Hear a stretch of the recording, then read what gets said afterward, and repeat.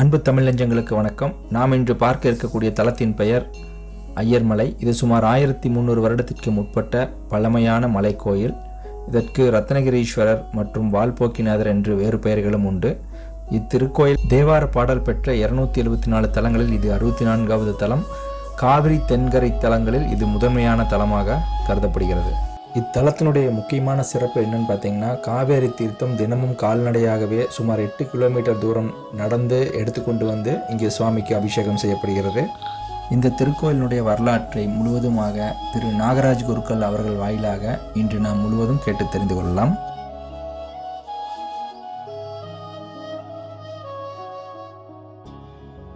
என் முன்னோர்களும் கூட வந்து என் குடும்பத்தையும் கட்டி காக்கணும்னு கட்ட வந்திருக்கேன். என் குடும்பத்தில் மேகங்கள், பாவங்கள், கிரக கோளாறுகள், கர்ம வினைகள் எத்தனை இருந்தாலும் இந்த கம்பத்திலேயே கட்டுப்பட்டு நின்றுக்கலாம். இந்திரமத்து நாம சுவாமி தரிசனம் என்ற வசதி வந்திருக்காரு. அந்த மலையை பார்த்தா மலை ஏறி தரிசனம் பண்ணுறது அவ்வளோ சாத்தியமா அப்படின்னா ஒரு மனசுக்குள்ள ஒரு ஐயா பொண்ணு இங்கேருந்தே பாடுறாரு. பாண்டு இந்த மலை ரத்னமாக ஒரு காட்சி அமைச்சிருங்க. அதனால சுவாமியுடைய பேர் ரத்னகிரீஸ்வரர் அப்படின்னு பேர். அது சாட்சியாக 4 வருஷம் அதிகது. அதை திருவிழா உற்சவத்தில் பிரம்மோற்சவத்துலேருந்து 5ஆம் திருவிழா அன்னைக்கு ஊஞ்சலுக்கு மேலே கேட்டு வருவார். வந்தோடனே இங்கே அந்த நிகழ்வு நடக்கும். இன்னமும் நடக்கும். சித்திரை சுவாமி வருவார். சுந்தரமூர்த்தி 10 பாடல் பாடியிருக்காரு. அந்த பாட்டில் பாடி அவர்கிட்ட காசு வாங்கியிருக்காரு. சுவாமிகிட்ட காசு வாங்கியிருக்காரு. பொன்னிட்ட பாறை, பொன்னிடும் பாறை அப்படின்னு இந்த இடத்துக்கு பேர். சுவாமி இங்கேருந்து பொன்னிடும் பாறை, பொன் இட்ட பாறை, அதாவது அப்படியே பொன்னிடும் பாறை அப்படின்னு வந்துருச்சு. இங்கேருந்து சுவாமி வளர்ந்து வந்ததா அதிகம்.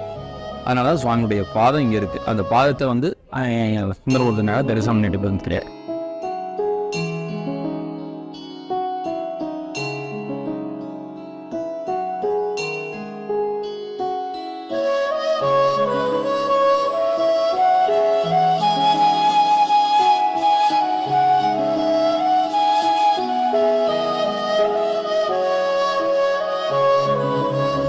இதனுடைய பேர் சகனக்குழுன்னு சொல்லுவாங்க.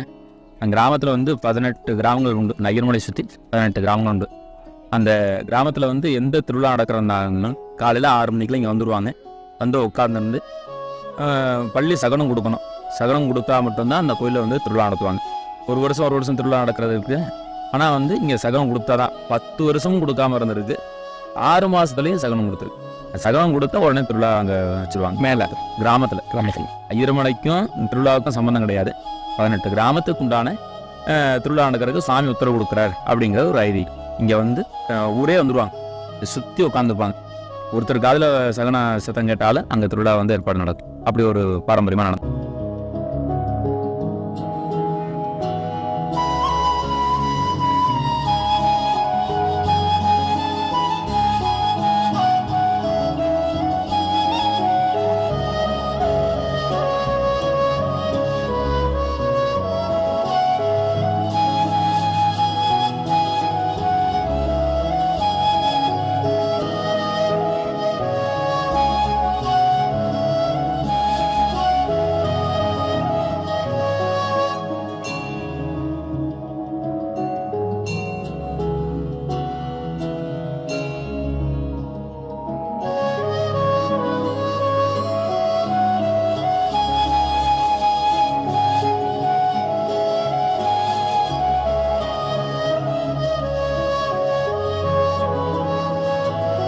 காகம் பரவாமலை அப்படின்னு ஒரு பேர்.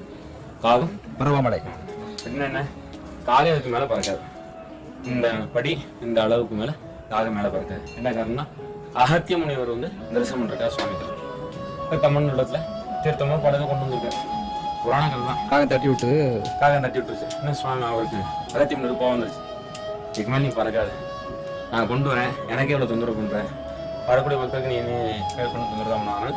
இதுக்கு மேலே நீ பறக்கக்கூடாது, இதுக்கு மேலே காகம் இருக்காது. ஆனால் இந்த மலைக்கு பேர் காகம் பரவாமலை அப்படின்னு ஒரு பேர்.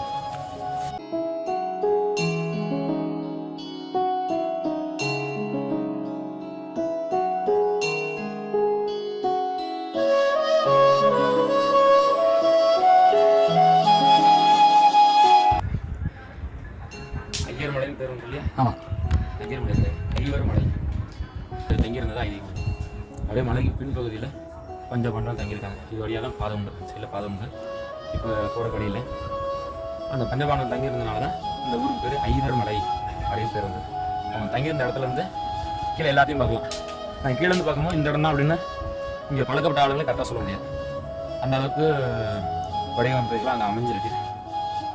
அது பாதை இதுலேருந்து போகிற மாதிரி.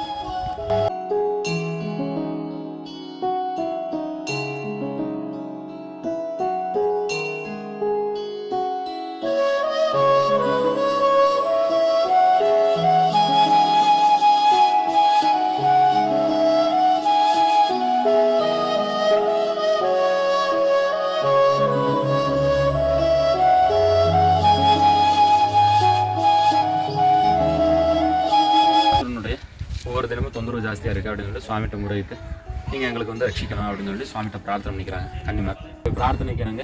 இந்த பாறையை ரெண்டாக புலந்து அவங்களுக்கு தங்கறதுக்கு இடம் கொடுத்துருக்காங்க. மழை பெஞ்சதோ இல்லை வெயில் அடிச்சதோ அப்படின்னா டேரெக்டாக சுவாமி வரக்கூடாது. வந்து அடிவாரத்தில் வந்து சுந்தரமூர்த்தினான பாடம் வந்திருக்காரு. வந்தோடனே மழையை பார்த்தோன்னே வந்து மலை ஏறி வந்து உன்னை தரிசனம் பண்ணுறது அவ்வளோ சாத்தியம் இல்லை. மனசுக்கு அவருக்கு ஒரு பயம் வந்துருக்கு. சுவாமி வந்து சரி பாடுன்ட்டு ஒரு 10 பாட்டம் கேட்டுன்ட்டு அவருடைய தேகத்தை வந்து அவருக்கு தரிசனம் கொடுக்கல, மலையை ரத்னமாக ஜொலிச்சு காமிச்சிருக்காரு. அவருடைய பாதத்தை அவர் தரிசனம் பண்ணுறதுக்கு அனுகிரகத்தை கொடுத்தாரு. அது கீழே பார்த்தீங்கன்னா புண்ணிட்ட பாரு புண்ணிடம் பாருன்னு சொல்லிட்டு அந்த இடத்துல முன்னாடியே உண்டு. அந்த இடத்துல சுவாமியுடைய பாதம் காமிச்சிருப்பேன். அந்த பாதத்தை தரிசனம் பண்ணிட்டு அவரும் வந்து மன நிம்மதியோட போகிறார். இன்னமும் அந்த இடத்துல வந்து சுவாமி பாதம் இருக்குது. மலை ஏறி வந்து தரிசனம் பண்ண முடியாதவங்க நிறையா பேர் இருக்காங்க. அவங்கெல்லாம் வந்து அந்த இடத்துல தரிசனம் பண்ணிட்டு அந்த புண்ணியத்தை வாங்கி மேலே ஏறி வந்து தரிசனம் பண்ணுறதுக்கு என்ன அனுகிரகத்தை கொடுக்குறாரோ அந்த பாதத்தை தரிசனம் பண்ணிட்டு போனாலும் அந்த அனுகிரகத்தை கொடுக்குறாரு. ஆனால் ஒன்றே ஒன்று தான், மனசில் இருக்கக்கூடிய ஆத்மார்த்தம் அது கரெக்டாக இருந்தது, அது எந்த ஒரு சஞ்சலப்பும் இல்லாமல் ஒரு ஆத்மார்த்தம் இருந்தது அப்படின்னா அந்த அனுகிரகம் பரிபூர்ணமாக உண்டு.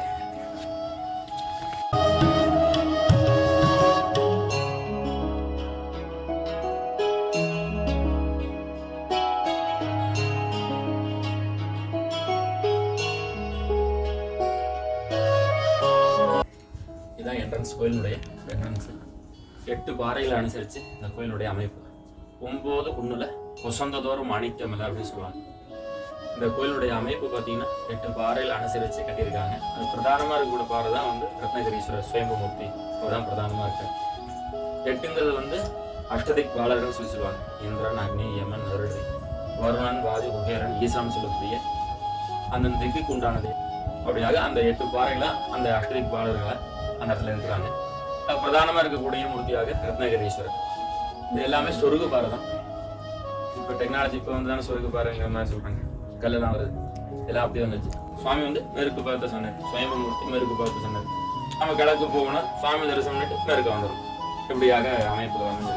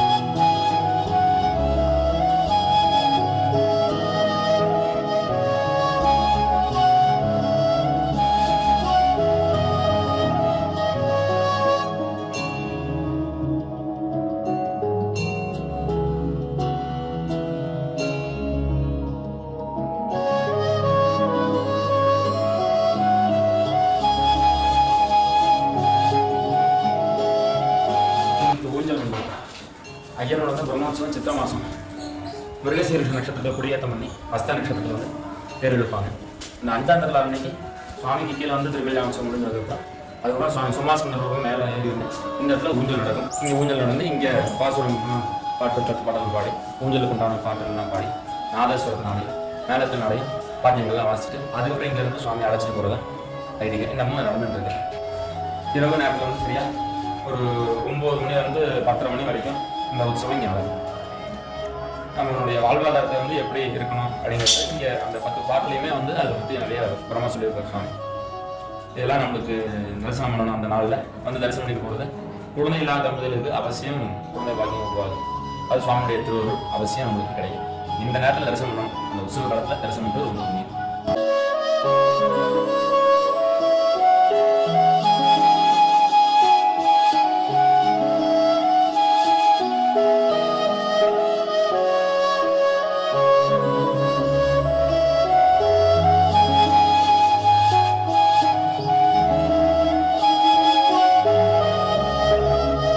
கார்த்திகை தீபத்துக்கு மேலே ஏற்றுறப்ப வடிகிறன்னு அது. ஆமாம், அது கருப்பாக இருக்கிறது. ஆமாம், 3 நாள் எரியும்.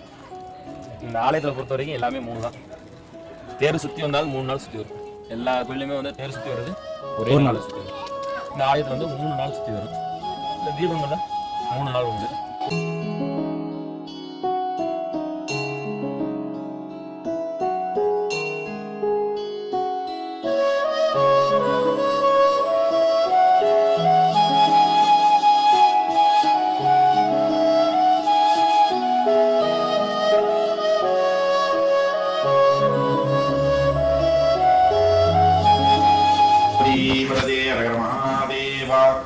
நமது சுவாமிக்கு வாழ்போக்கிநாதர்னு ஒரு பெயர் உண்டு.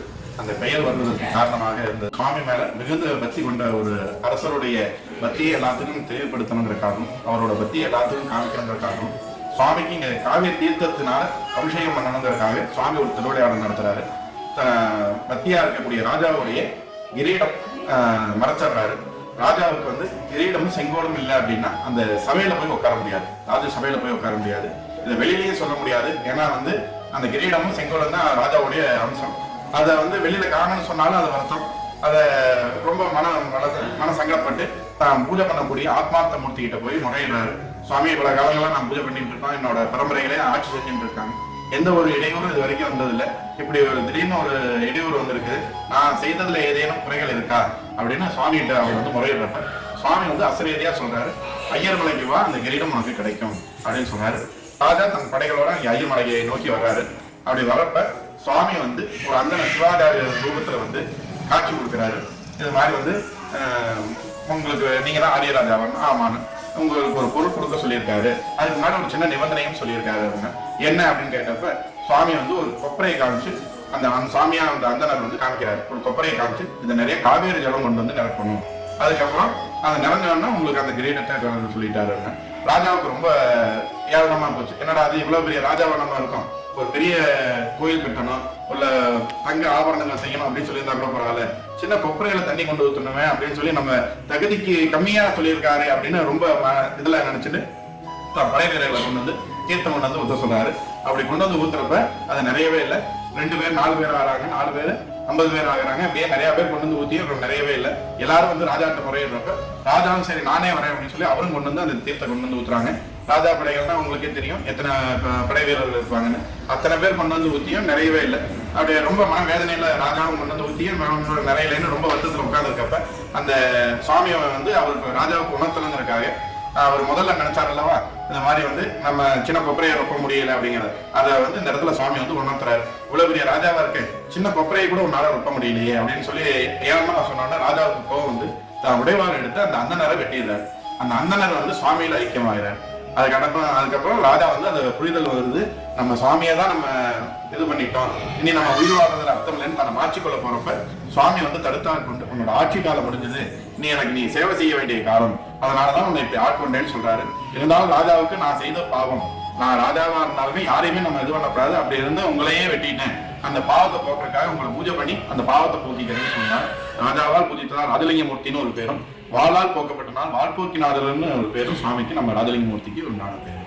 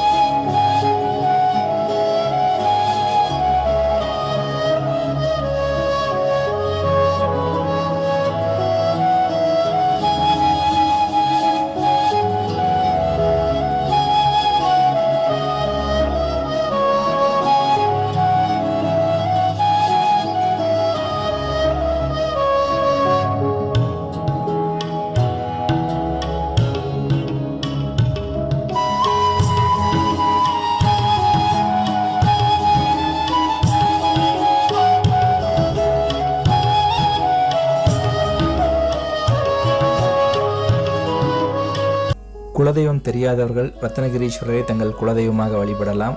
தவிர இங்கு இறைவனை வழிபட்டால் கல்யாண வரம், தொழில் விருத்தி, புத்திரபாக்கியமாகவே நிறைவேறுகின்றன. இத்தலத்து ரத்னகிரீஸ்வரரை வணங்கினால் மன அமைதி கிடைக்கும். நிம்மதி வேண்டுவோர் நிறைய பேர் இம்மலைக்கு வருகிறார்கள். தவிர இம்மலையின் படிகள் வழியே மலை ஏறும்போது ஏராளமான மூலிகை மரங்கள் இருப்பதால் உடலில் உள்ள நோய்கள் தீர்வதாக இப்பகுதி மக்கள் கூறுகிறார்கள்.